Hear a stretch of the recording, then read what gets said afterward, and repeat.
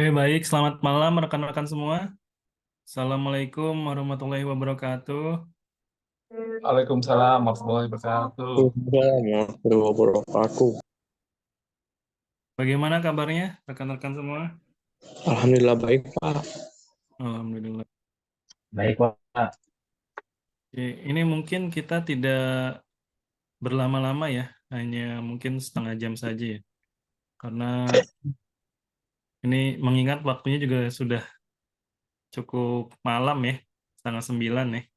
Jadi teman-teman juga yang, apalagi yang sedang menjalankan ibadah eh, Ramadan ya, nanti sudah siap-siap untuk sahur ya. Jadi makanya nanti saya tidak akan lama-lama ya. Ini mohon teman-teman untuk videonya diaktifkan semuanya ya. Ini mohon diaktifkan semua ya videonya ya. Ini saya cek kehadiran dulu ya. Ahmad Fauzi. Ahmad Fauzi hadir Pak, mau izin sambil di jalan Pak. Oke, baik. Lalu Adit. Hadir Pak, Adit ya. Oke, baik. Agam Riyandi. Agam Riyandi. Belum hadir ya. Agung. Agung. Agung Laksono. Agung Laksono belum hadir ya. Rizky. Rizky, Ahmad Rizky.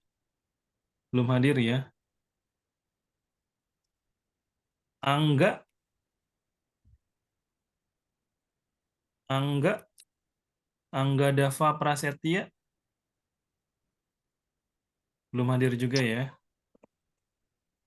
Anwar. Hadir Pak. Anwar. Oke, Hadir. baik. Arjuna. Arjuna. Belum hadir ya. Aziz. Hadir Pak. Oke, baik. Badrul. Badrul. Badrul Muhammad Yasin. Belum hadir ya. Danar. Hadir Pak. Oke, baik. Didi. Hadir, Pak. Hadir. Oke, baik. Dimas. Hadir Pak. Oke, baik. Rangga. Hadir, Pak. Hadir. Oke, baik. Faris. Faris Hadir. Nugraha. Hadir. Oke, baik.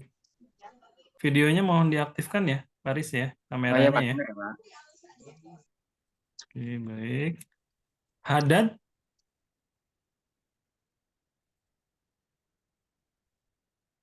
Haddad. Haddad Al-Farisi? Belum hadir ya. Ilyas Radea? Ilyas Radea? Belum hadir ya. Indra? Hadir, Pak. Oke, baik. Irwan Saputra? Belum hadir ya. Ivando? Hadir, Pak. Oke, baik. Lare? Hadir, Pak. Oke, baik. Hadir. Lare untuk namanya mohon diganti dulu ya. Ini Oh iya. masih Baik, Pak. undefined ya. Abdul Nur Rasid? Belum hadir ya. Galih? Galih? Galih Ramadan Saputra? Belum hadir ya. Jeffrey? Masih tarawih Pak Jeffrey. Oke. Bentar lagi kayaknya baru. Sidik? Oke, baik. Sidik? Belum hadir ya. Kayaknya baru jalan Pak. Tadi di tempatku juga. Baru singgah baru balik kerja. Oh iya, baik. Muhammad Fajri?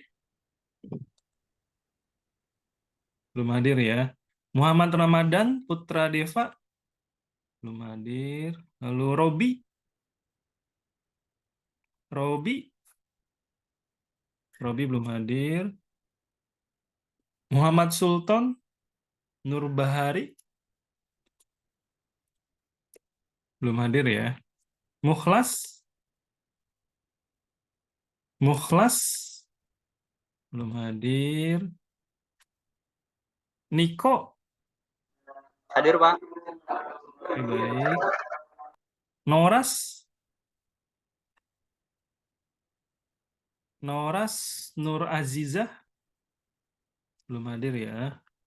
Nur Fatoni? Hadir, Bapak. Oke, baik. Putri Nurfalah? Putri? Belum hadir ya. Purba? Wahyu Purba? Hadir, Pak. Oke, baik. Rashid Akmal? Rashid Akmal? Belum hadir. Rafli? Rafli Pratama? Belum hadir. Randy? Hadir, Pak Randy. Oke. Rian? Rian Kardi? Belum hadir. Rio? Rio? Rio Firsan? Belum hadir ya. Sigit Permana? Sigit? Belum hadir. Sukma Wijaya? Belum hadir. Susilo? Susilo Hadir, Adi Pak. Nugroho? Oke, Hadir, Pak. baik. Baik. Syahrul? Hadir, Pak. Oke, baik. Taufik Fauzi? Hadir, Pak. Oke, baik. Teddy? Teddy Alvinio? Belum hadir ya. Teguh? Hadir, Pak. Oke, baik.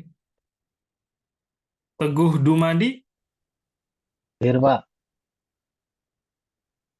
Oke, Hadir. baik. Baik. Denny? Tengku Denny Farhansyah? Hadir Pak, Tengku Denny. Oke, baik. Ini namanya mohon diganti dulu ya, sama videonya diaktifkan ya. Oke oke Pak, siap siap. Siap Pak. Ferdian?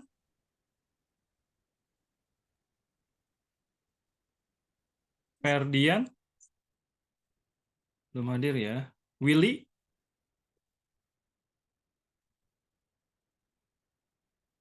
Willy, Willy Rauda Paksi, belum hadir ya. Yoga, Hadir, Pak. Yoga Asnawi, oke baik. Yusuf, Hadir, Pak, hadir. Yusuf Alfaris, oke Hadir, baik. Pak. Oke, Maaf Pak, atas nama Badrul Muhammad Yasin Pak, baru gabung. oke Badru, oh ya, oke. Ada lagi? Terima Ada kasih Pak. Bung. Laksono, Pak. Baru hadir, Pak. Rio Firsan, Pak, baru hadir, Pak. Sebentar, satu-satu ya. Muhammad Jeffrey, Ya, Pak. Muhammad Maaf Jeffrey Pak, baru sudah. hadir, Pak. Aku keluar Serawe tadi. Yang baru hadir mohon di raise hand ya. Jadi saya bisa gampang mengidentifikasi ya. Di raise hand dulu ya. Oke, Muhammad Jeffrey sudah. Oh, terima Agung kasih Pak. Laksono sudah. Badrul sudah. Willy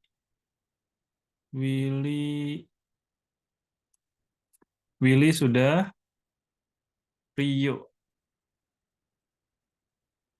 Rio Firsan ya, Rio Firsan ya.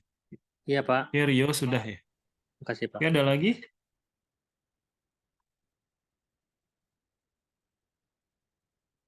Udah semua ya. Oke, baik, kita lanjut masuk ke materi ya.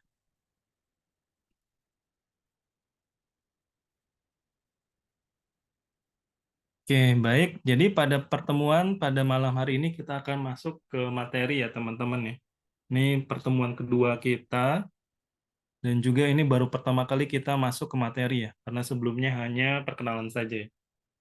Nah, sebelumnya dari IoT sendiri, IoT kan singkatan ya, dari Internet of Things ya.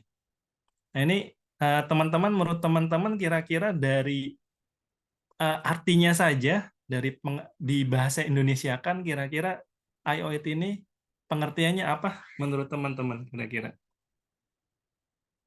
Sebelum kita masuk lebih dalam ya.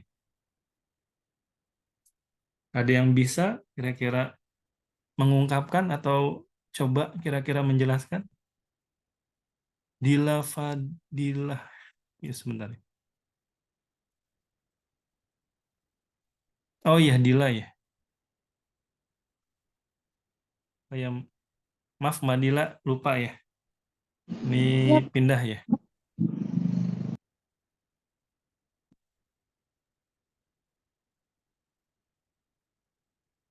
Silahkan. Kira-kira Internet of Things itu benda apa sih? Benda ini Pak, perangkat ada sensornya. Oke, terima kasih Pak Didi. Ada lagi? Kira-kira Pak Didi tadi, menurut Pak Didi, suatu benda yang memiliki sensor gitu ya. Ada lagi? Ini Pak, sebuah benda yang bisa juga memiliki sensor tentunya, terus dia bisa digunakan ketika mempunyai koneksi internet. Oke, baik. Jadi ada internetnya gitu ya. Jadi selain sensor, jadi terkoneksi melalui internet gitu ya. Ada lagi yang lain? Pak, benar. Hubungan antar device sih Pak. Beberapa bisa jadi multiple device yang tadi yang udah disebutkan teman-teman, punya sensor, punya kapabilitas untuk merekam apapun ya Pak. Dan bisa terhubung dengan internet dan bisa saling saling terhubung antara satu device dengan device lainnya gitu Pak. Oke, Kecenderungannya baik. bisa di remote ya. Oke. Ya, menarik ya, Willy. Jadi betul ya, Internet of Things ini seperti pengertiannya ya, kalau kita artikan secara satu-satu gitu ya. Pertama kan internet. Internet ini berarti kan otomatis eh, kita tahu sendiri ya, internet itu kan dia berarti dia menghubungkan eh, baik dari ujung dunia sampai ke ujung dunia lain nih. Kita bisa saling terhubung ya dengan adanya internet. Lalu juga ada kata-kata things. Things kan kalau kita artikan secara bahasa Indonesia kan sesuatu ya, suatu benda ya. Jadi makanya kalau kita gabungkan Internet of Things itu berarti benda yang terhubung dengan internet ya. Nah ini benda ini apa aja sih kira-kira? Nah benda ini bisa macam-macam ya. Dari yang paling kecil ya. Untuk things-nya sendiri kan seperti yang tadi teman-teman sampaikan ada yang berupa sensor gitu ya. Yang sensornya itu bisa yang sangat kecil sekali hingga yang sangat besar sekali ya. Yang digunakan di industrial-industrial ya seperti untuk membuat pesawat yang sangat pasti kan membutuhkan suatu things yang sangat besar ya hingga yang sangat kecil ya. Nah ini things-things tersebut bisa saling terhubung ya yang tadi dijelaskan oleh beberapa rekan-rekan ya. Tadi yang Willy sampaikan Internet of Things itu bisa menjadi suatu multi koneksi terhadap beberapa atau banyak device ya. Jadi makanya di sini device-device tersebut bisa saling berkomunikasi ya. Jadi makanya bisa adanya suatu komunikasi antara mesin to mesin nih atau device to device. Jadi tidak lagi ada atau membutuhkan suatu perantara sebagai people-nya gitu ya. Jadi bisa berjalan secara otomatis ya. Jadi makanya di sini terminologi dari Internet of Things ya. Jadi banyak sekali ya keuntungannya. Nanti kita akan bahas lebih dalam di slide ini ya. Nah ini untuk bahannya di sini untuk materi ini bahannya mengacu pada buku Internet of Things Enabling Technologies, Platforms, and Use Cases ya. Nanti saya share juga di e-learning ya. Ini belum saya upload ya ke e-learning untuk materi ya. Lalu di sini dari pengertian tadi ya IoT tadi. Nah ini IoT sendiri bisa misalnya itu memicu beberapa terminologi baru ya atau terminologi lain nih atau suatu kemampuan lain gitu ya. Nah ini yang pertama yaitu IoT bisa mendukung komputasi yang lebih pintar ya. Jadi kan tadi bisa adanya keterhubungan tadi ya. Nah ini kenapa sih kok bisa adanya suatu teknologi atau terminologi IoT kok bisa mendukung komputasi yang pintar gitu ya. Nah ini karena apa? Karena tadi ya, dengan adanya banyak device yang bisa saling berkomunikasi, otomatis kan suatu sistem tersebut bisa mendapatkan banyak sekali data-data ya. Data-datanya tidak hanya data-data yang sifatnya homogen ya, jadi bisa banyak sekali jenis-jenis datanya. Nah dari data-data yang tadinya hanya sedikit informasi yang sebelumnya sedikit. Nah, ini karena lebih kaya ya. Jadi makanya di sini mendukung komputasi yang lebih cerdas ya. Sebagai contohnya gitu ya. Misalnya di sini kita berbicara suatu sistem parkir gitu ya. Parkir ini kan dengan adanya suatu sistem IoT, jadi di sini komputasinya bisa lebih cerdas. Nah, seperti apa contohnya? Jadi misalnya ya, kita masuk ada mobil gitu, mobil masuk di situ. Nah, ini informasinya kan karena adanya suatu banyak device di situ yang terhubung, jadi ada informasi misalnya di sini, oh di lantai 2 misalnya di gedung parkir lantai 2 ada yang kosong, silahkan belok ke kanan atau ke kiri ya, jadi bisa terhubung. Kalau teman-teman pernah lihat iklannya ya, iklan di luar negeri di situ sudah terhubung ya antara sistem parkir yang ada di gedung atau di mall ya atau di apartemen ini terhubung dengan sistem yang ada di EV ya, di electronic vehicle ya. Jadi dia bisa saling berkomunikasi. Jadi komputasinya di situ jadi lebih cerdas ya. Karena apa? Karena informasinya sudah sangat banyak yang saling terhubung dengan suatu komunikasi publik ya. Jadi contohnya seperti internet ya. Jadi makanya di sini ada suatu mendukung suatu komputasi yang lebih cerdas ya. Ini salah satu contohnya ya. Jadi banyak lagi contoh-contoh yang lainnya. Lalu juga suatu IoT ini dia bisa membuat suatu lingkungan yang lebih pintar ya. Jadi makanya di sini mungkin teman-teman pernah dengar ya istilah seperti smart home ya. Smart home ini kan booming ya. buat yang teman-teman yang sedang mencari rumah gitu ya. Jadi biasanya di perumahan-perumahan baru ini yang modern, ini embel-embelnya pasti ada smart home-nya. Nah, smart home-nya ini jadi di rumah situ udah ada pintunya sudah menggunakan sistem smart lock gitu ya. Lalu juga lampunya, terus gordennya, ada smart curtain-nya, terus macem-macem gitu ya. Jadi semuanya serba pintar. Nah, kenapa sih bisa disebut smart home gitu? Emang bedanya apa sih sama home biasa? Nah, ini kan karena dengan adanya suatu smart home tersebut, selain bisa kita atur dalam satu perangkat yang tersentral gitu, misalnya menggunakan handphone kita, smartphone kita ya. Jadi bisa dikontrol, misalnya AC bisa kita kontrol melalui HP kita. Lalu juga untuk pintunya juga bisa kita kontrol ya dengan dengan HP kita. Dan juga selain itu si rumahan tadi itu bisa saling komunikasi si perangkatnya ya.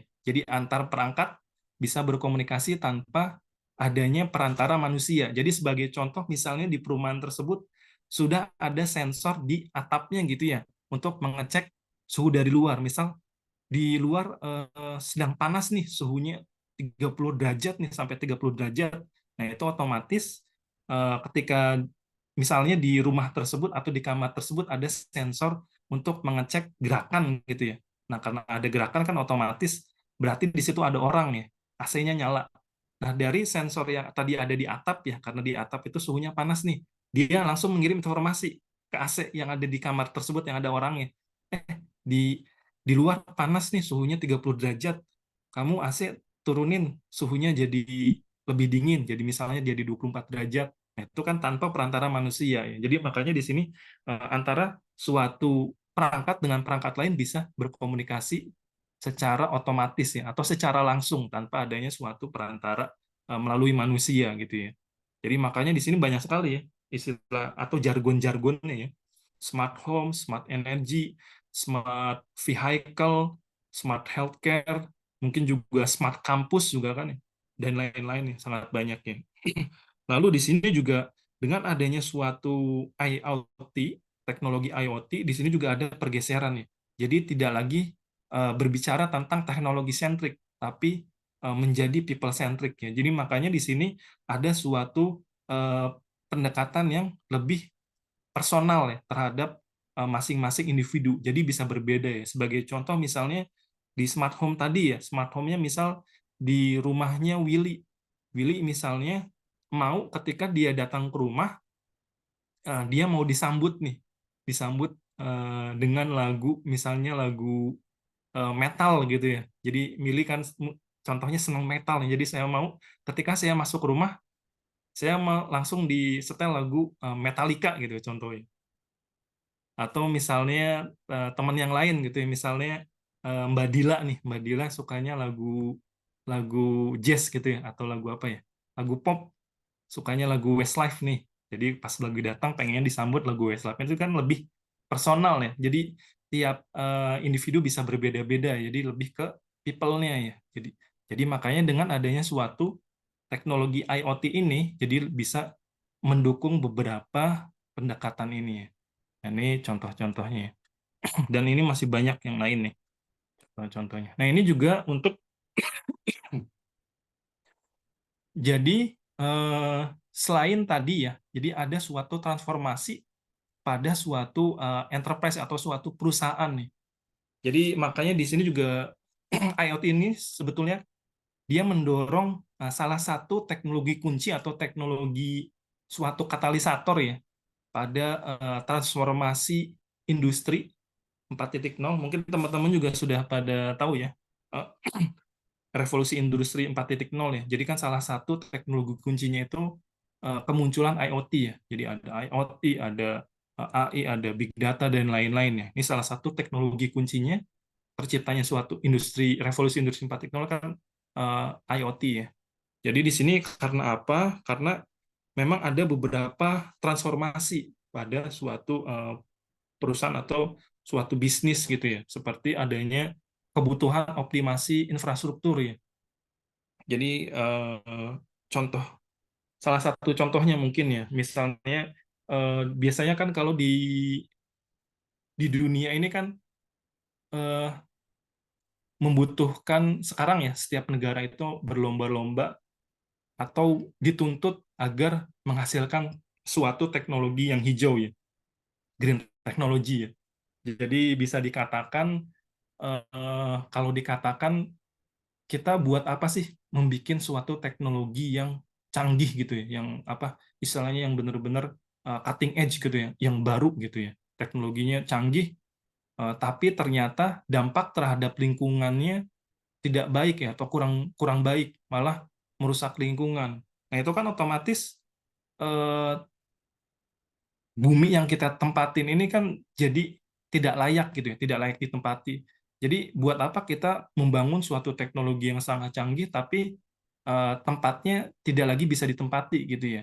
Jadi makanya tiap negara ini kan sudah berlomba-lomba untuk mengurangi emisi yang dihasilkan. Makanya ada program kan NZE ya, Net Zero Emission ya. Jadi makanya berlomba-lomba untuk menghasilkan suatu teknologi yang ramah lingkungan ya, agar keberlangsungan hidupnya lebih panjang ya. Jadi makanya di sini juga salah satu dari infrastruktur yang dioptimalkan ya. Lalu juga dari proses juga sama ya. Setiap proses kan ada suatu istilahnya agar setiap proses ini berjalan dengan optimal ya. Juga arsitektur ya, arsitektur juga sama. Dia ada penggabungan berbagai arsitektur, teknologi juga sama, diadaptasi, diadoptasi dan lain-lain ya. Nah ini arsitektur juga kan banyak ya. Seperti ada terminologi cloud computing, fog computing, edge computing, dan lain-lain ya. Lalu juga penggunaan data ya. Jadi dari data tersebut bisa menghasilkan insight-insight yang baru ya. Ini juga sebetulnya ini kita akan bahas lebih detail di pertemuan selanjutnya. Cuman intinya di sini IoT, data source dari IoT bisa berbagai macam ya. Bisa dari pasif, aktif maupun dynamic. Ini kita bahas di pertemuan berikutnya ya. Nah, ini juga evolusi dari internet ya. Jadi internet juga menghasilkan suatu evolusi ya dari paradigmanya ya. Seperti yang tadinya ada Internet of Computer, Internet of Device, Internet of Faces, Internet of Things dan lain-lain ya. Dan juga di sini dari yang tadinya web 1.0 ya, hanya bisa dilakukan pembacaan saja suatu informasi, lalu muncul terminologi baru web 2.0, jadi bisa membuat suatu konten ya, lalu web 3.0 sampai ke web 4.0 ya. Ini kita lewat dulu saja. Ini juga jadi tadi ya IoT itu kan kelebihannya salah satunya, beberapa di antaranya itu bisa terciptanya komunikasi mesin to mesin ya. Jadi tidak lagi melalui perantara atau membutuhkan perantara human lagi ya.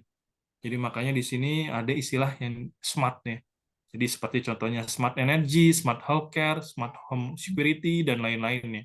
Ini banyak sekali contohnya ya, yang ada jargon smartnya ya. Ini selain memang teknologi bagus, tapi juga dari segi bisnis lebih menjual ya. Lalu ini juga contoh dari cloud-based integrated environment ya. Jadi ini contohnya di supply chain mungkin ya. Dari yang tadinya bahan mentah sampai diolah bahan ke setengah jadinya dimanufaktur sampai menjadi suatu bahan yang siap pakai atau bahan jadi, lalu dikirim ke gudang, lalu dikirimkan oleh suatu kurir tertentu sampai ke end user-nya. Jadi ini contoh dari terintegrasinya suatu lingkungan ya atau environment ya.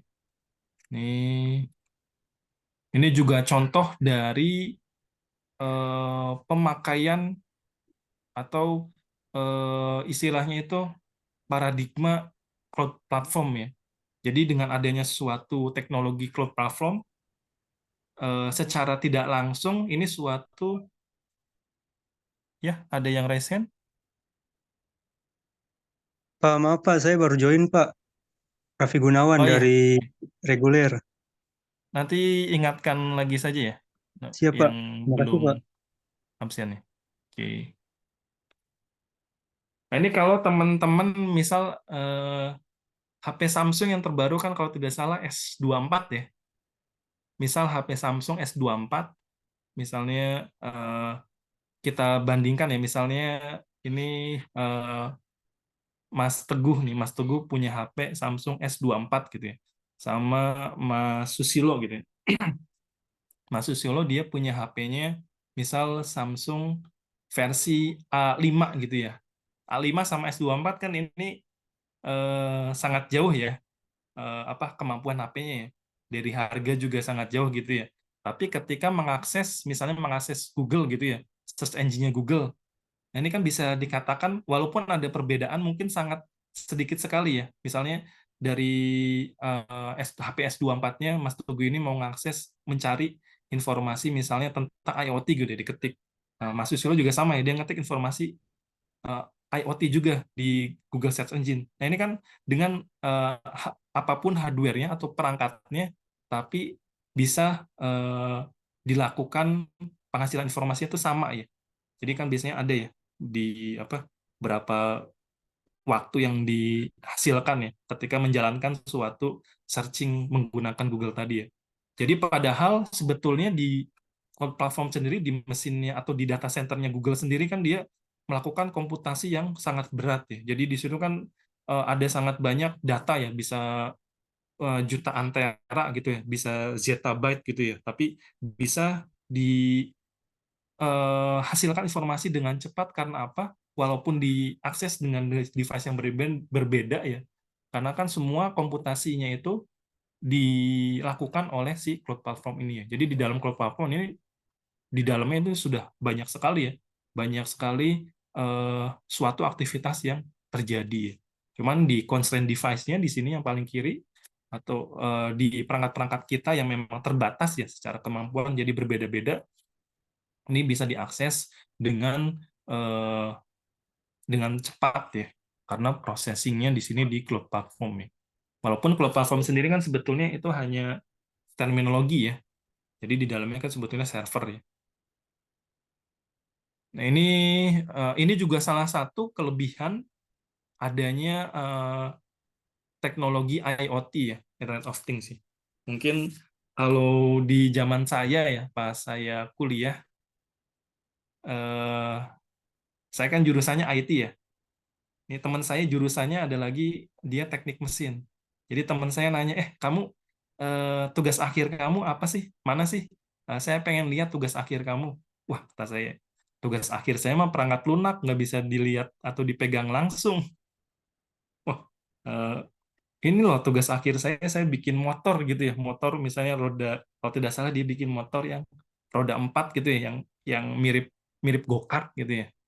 Jadi makanya dari situ kan agak ini ya, kita sebagai atlet nggak kelihatan fisiknya ya. Beda kalau dengan jurusan lain seperti contohnya teknik mesin gitu ya. Jadi ada bentuk fisiknya. Kalau IT kan nggak ada ya. Nah ini dengan adanya teknologi IoT di sini suatu IT jadi bisa blended ya dengan dunia nyata atau dunia fisik ya. Jadi makanya di sini ada istilahnya CPS ya, Cyber Physical System ya. Jadi sebagai contoh seperti di industri-industri pabrik otomotif ya, jadi bisa membuat mobil secara otomatis, lalu juga di industri-industri misalnya di apa delays buat membuat kentang segala macam itu kan sudah secara otomatis, lalu juga di EV ya, electric vehicle seperti Tesla dan lain-lain, BYD dan lain-lain, dia juga bisa berkomunikasi secara langsung antara physical world dengan cyber world ya. Jadi bisa bertemu ya dengan adanya suatu teknologi IoT ya. Jadi bisa saling berinteraksi ya. Cara garis besarnya itu ya.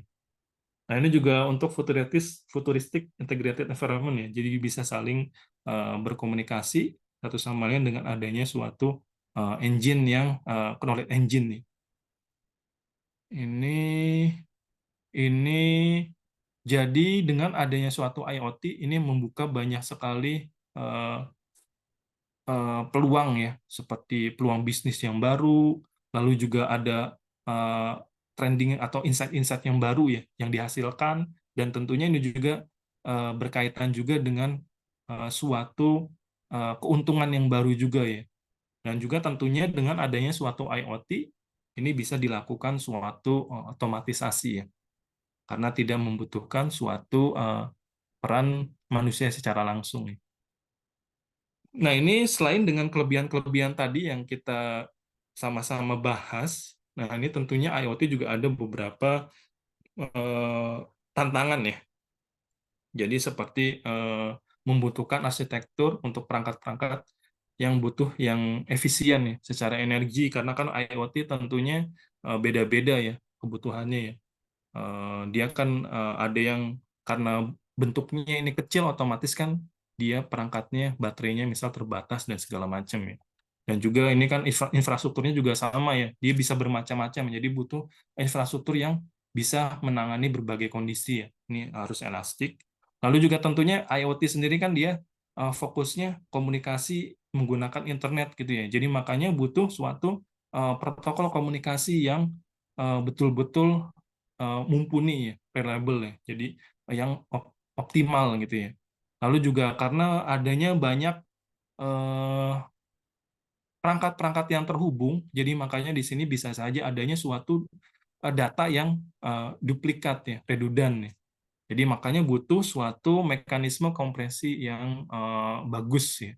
Nah, ini juga reliabilitas dari data dan juga keamanan dari perangkatnya dibutuhkan. Nah, ini beberapa dari challenge-challenge yang perlu diselesaikan ya dari teknologi IoT ya. Nah, ini juga ada suatu terminologi lain, jadi Industrial Internet of Things ya. Jadi yang namanya industrial kan berarti lebih masif ya, untuk perangkat-perangkat yang saling terhubung ya.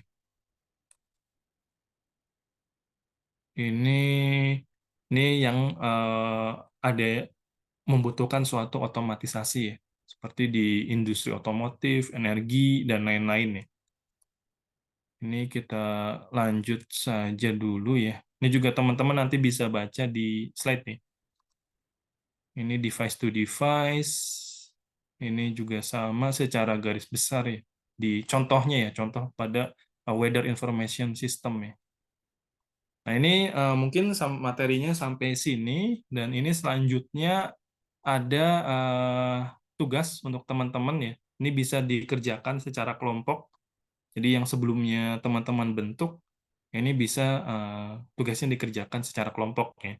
Nah, ini tugasnya juga cukup mudah ya teman-teman ya.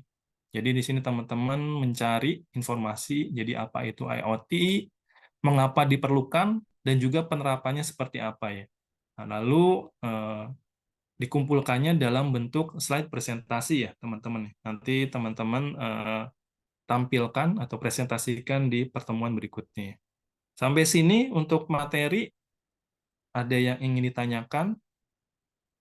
Materi dan juga tugas. Silahkan, Lare.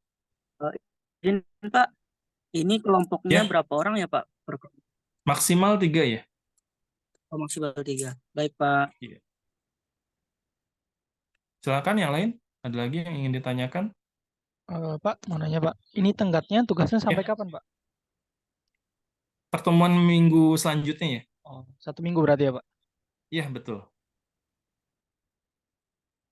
Ada lagi? Silakan. Yang lain? Bang mau tanya Pak, Ya, silakan. terkait Teguh. IoT Pak. Iya. Eh, kalau dari IoT itu kalau kita lihat dari kecanggihannya itu ya canggih gitu ya Pak. Tapi ada nggak Pak, maksudnya kekurangannya atau bahaya-bahaya dari IoT tersendiri gitu? Oh iya, baik. Iya, Sangat biasanya, banyak ya. Tadi iya. makanya salah satu challenge-nya ya dari IoT ya. Seperti contohnya misal dari keamanan gitu ya. Tadi misalnya di rumah Teguh pakai teknologi smart home gitu ya. Jadi kuncinya bisa dibuka dari jarak jauh gitu ya. Atau misalnya kondisinya Teguh sudah dekat dari rumah, ini pintunya sudah otomatis tidak terkunci gitu ya. Dan juga kan otomatis bisa mengundang suatu hacker ya. Jadi yang tadinya harus membuat suatu kunci palsu gitu misalnya ini nggak perlu lagi, bisa dihack aja sistemnya gitu ya. Jadi kan ini menjadi suatu tantangan-tantangan lain gitu ya dari IoT ya. Lalu misalnya contoh lainnya dari ini ya, smart meter gitu ya. Di PLN sendiri kan nanti sudah ada teknologi smart meter ya. Jadi makanya bisa kita monitor ya pemakaian listriknya, dan juga dari PLN nanti ketika si pelanggannya nggak bayar-bayar nih, nunggak nih, karena yang dipasang smart meter kan yang pasca bayar ya. Ini nggak bayar-bayar nih, nunggak terus nih. Jadi bisa langsung dimatikan dari pusat ya, dari PLN pusat. Jadi seperti itu ya. Jadi misalnya ternyata bisa dihack nih. Jadi nanti ada hacker yang bisa mematikan, oh saya nggak suka Teguh nih, saya hack rumahnya, saya matikan listriknya secara jarak jauh gitu ya. Jadi kan ini banyak sekali ya eh, challenge-challenge-nya ya dari penerapan IoT. Ya, Pak. Sudah cukup? Teguh ya. Oke, yang lain Cukup, silakan. Pak. Terima kasih. Oke, silakan yang lain. Indra, Ya Pak, mau nanya perihal IoT Pak. Jadi dia IoT sama sistem cerdas itu konsepnya sama ya Pak? Apa hal-hal yang berbeda IoT sama sistem cerdas? sistem cerdas tidak selalu IoT sebetulnya. Mungkin dua-duanya tidak selalu ya. Cuman mayoritas jargon sistem cerdas tadi menggunakan IoT ya. Mayoritas ya. Cuman tidak selalu mungkin. Cuman yang setahu saya ya rata-rata yang pakai jargon sistem cerdas ya ada IoT-nya ya. Seperti itu sih. Karena disebut cerdas kan karena ada sesuatu gitu ya. Misalnya bisa dilakukan secara otomatis gitu ya, atau bisa diakses jarak jauh gitu ya. Nah biasanya kan bisa berkomunikasi antara device ataupun bisa dikontrolnya kan menggunakan adanya suatu komunikasi, biasanya pakai IoT ya, seperti itu. Ada microcontrollernya ya, kata lainnya. Nah, berarti microcontroller sama IoT itu dua hal yang berbeda atau sama Pak? Sebetulnya microcontroller bisa dikatakan IoT ya, asal dia itu bisa memiliki komunikasi, bisa saling berkomunikasi melalui suatu media, misalnya internet gitu ya. Bisa juga dia itu menggunakan suatu perangkat lokal, misal Bluetooth, ataupun perangkat lain Zigbee, dan lain-lain ya. Ini bisa ya. Cuman rata-rata microcontroller tidak semua sih, tapi ya, tidak semua ada komunikasinya. Cuman secara tidak langsung ya bisa dikatakan sebagai IoT. Bahkan smartphone kita pun di beberapa eh, apa literatur itu smartphone kita masuk ke dalam IoT ya. Jadi ada perbedaan terminologi mungkin ya. Jadi ada berbeda-beda ya. Literatur A menyebut ini bukan IoT, literatur B dia nyebut sebagai IoT gitu ya. Seperti itu sih. Terima kasih banyak Pak. Oke, baik. Ada lagi yang lain?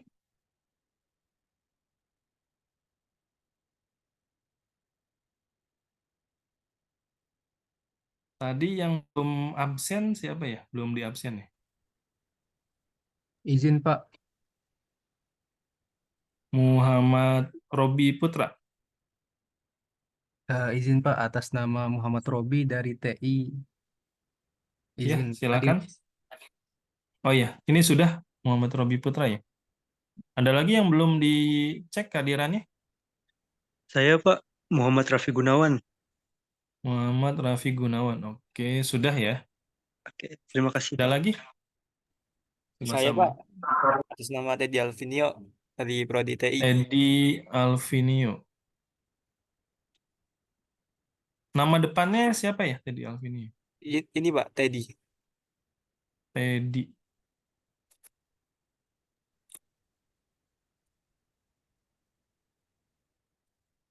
Oh iya, oke.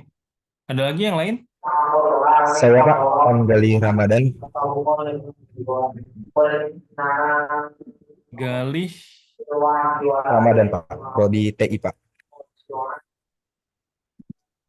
Oh iya, oke sudah. Ada lagi yang lain? Izin Pak, Muhammad Robi. Tadi dipanggilnya Muhammad Robi Putra Pak. Sorry. Oh, oke oke. Ya Muhammad Robi aja Pak, nggak pakai Putra. Izin. Oh iya Jadi iya, oke oke. Oh beda ya? Itu yang kelas ini ya, kelas reguler ya soalnya. Oke oke, baik baik. Ada lagi? Sudah semua ya? Nanya Pak, Oh nanya ya, silakan. simpel Pak. Kan rata-rata tuh kita cuma diajarin mengkoneksikan ya Pak. Mm-mm. Harapan saya sih sebenarnya ingin diajarkan juga gimana cara, sorry Pak, bentar Pak.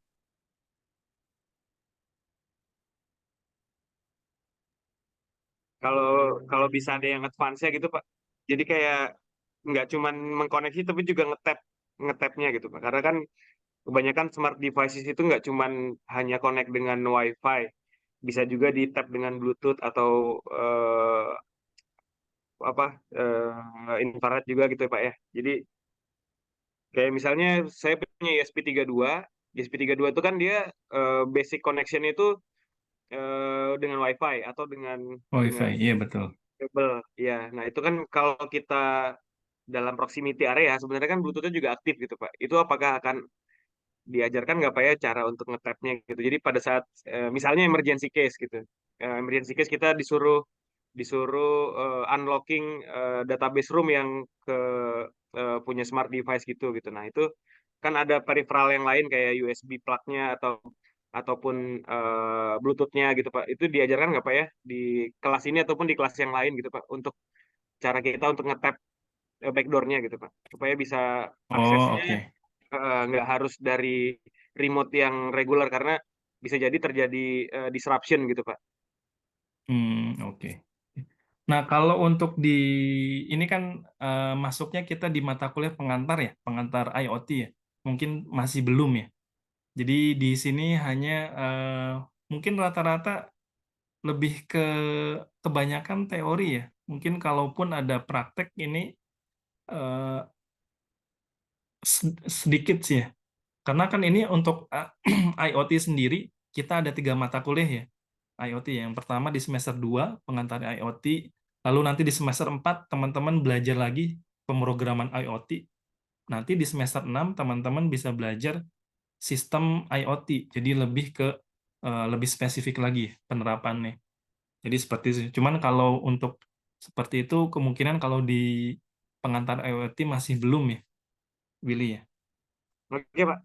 Dan sebetulnya kalau pengalaman saya di pengembangan IoT, ya, kalau IoT kan sebetulnya terkait dengan perangkatnya gitu ya. Perangkatnya kan macam-macam ya, bisa pakai ESP32, Arduino dan lain-lain ya. Itu kan lebih ke memanfaatkan penambahan periperal-periperalnya seperti sensornya, aktuator dan lain-lain ya, komunikasinya. Nah, cuman kan untuk bisa berinteraksi, jadi kan intinya lebih ke interaksi ya. Kayak misalnya di charging ya, charging station di EV gitu ya. Charging station itu kan untuk menyatakan bahwa ini nih mobil listrik ini sudah penuh loh, dayanya nggak usah dicas lagi, langsung diputus alirannya. Dan itu kan sebenarnya komunikasi ya antara si soketnya dengan si sistem charging stationnya. Itu kan lebih ke komunikasi ya. Jadi makanya sebetulnya inti dari IoT kan lebih ke komunikasi, kapan perlu mengirimkan data, kapan ini nerimanya, segala macam gitu ya. Jadi makanya di IoT sendiri, kalau yang pernah saya ini ya, yang saya pernah terlibat ya, jadi lebih ke si message brokernya. Message brokernya kan kalau di industrial IoT kan dia standarnya ini ya, di level perangkatnya dia menggunakan misalnya teknologi atau protokol MQTT ya. Dari MQTT bisa macam-macam ya. Ininya baru nanti di atasnya sebelum ke sistem yang di cloud-nya atau di, kalau di MQTT kan lebih ke edge-nya ya. Di edge sampai ke edge device-nya ya, yang di perangkat-perangkatnya. Jadi di cloud-nya kan biasanya pakai Kafka ya. Jadi itu komunikasi di situ yang lebih dititik beratkan biasanya. Kalau yang pengalaman saya, walaupun tetap ya, tetap di komunikasi apa di perangkatnya pun tetap diperhatikan ya dari segi keterhubungan antara setiap perangkatnya dalam satu mikrokontrol tersebut dan juga keamanannya tentunya. Seperti itu sih. Baik, Pak. Makasih, Pak. Ya, sama-sama. Ada lagi yang lain?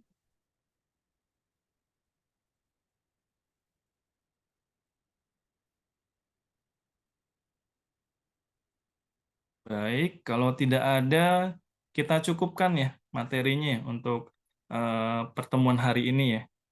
Baik, terima kasih teman-teman. Selamat beristirahat dan juga semoga ibadah puasa kita lancar ya bagi yang menjalankan Amin. menjalankan Amin. yang bagi yang muslim. Amin. Baik, Amin. terima kasih. Saya tutup perkuliahan hari ini. Wassalamualaikum warahmatullahi wabarakatuh. Waalaikumsalam. Waalaikumsalam warahmatullahi Waalaikumsalam wabarakatuh. warahmatullahi wabarakatuh. Pak, makasih Pak. Terima kasih izin. Ya, terima kasih Pak. Terima kasih, Pak. Ya, sama-sama semuanya. Allah